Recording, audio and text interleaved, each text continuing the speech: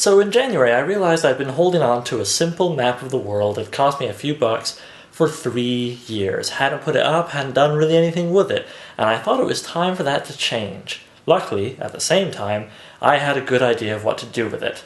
I thought, why not make a map of everything I've ever talked about in a handful of minutes? The rules, so to speak, were pretty simple. Just find out where there was a geographic event or birthplace of a person or, whatever that tied into every single part that I discussed of every single topic. And even a couple that I didn't discuss actually ended up in there. And for those things which didn't really have a geographic point, I put a couple of columns at the bottom, one for general internet stuff, the nation of the internet contains these things, and one for sort of, the human experience, since that title seemed to encompass pretty much everything else I talked about that didn't have a specific place that you could tie it to.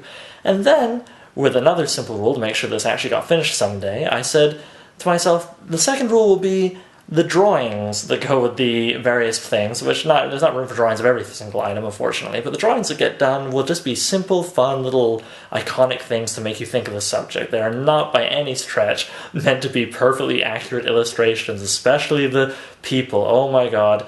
Hatch McKay, huh? Can you recognize the smug little fellow from our No Cussing Club episode? I'm particularly fond of the dude, who is sort of the largest, most detailed fellow. He's the big dragon in the sea as far as I'm concerned, and the Vanderbury Wall is certainly, I think, a suitable person to have the most ostentatious place on the map. Meanwhile, doing the map taught me a few interesting things.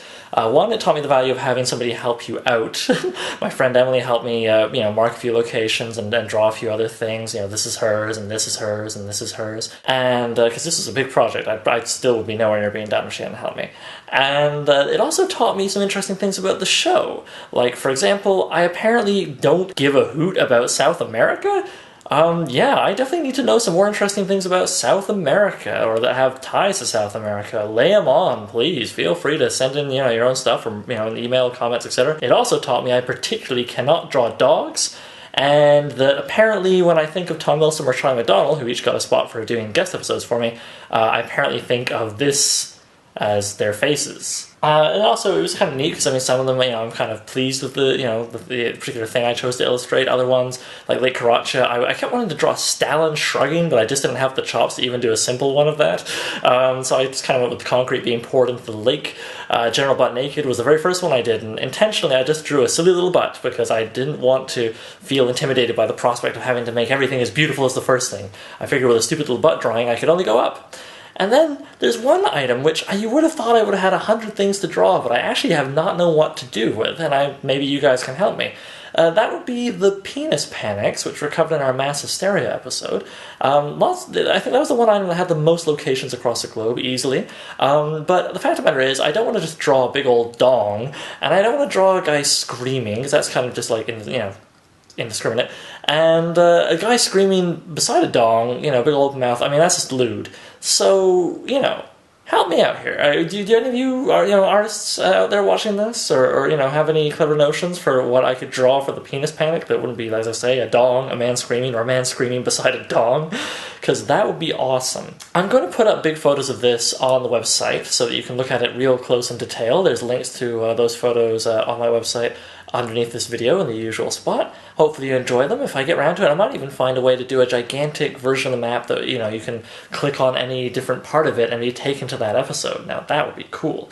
My plan is to, eventually mount it on some kind of particle board or something and put it up in my room. And I want to leave it exposed so that I can keep adding things as the show progresses. So, I imagine if that keeps up, and maybe we can flesh out South America over the coming year, that I'll be doing a follow-up video on this map. And that map could be changed depending on what you guys maybe suggest for me to review and stuff. Which reminds me, here's the other part of this video.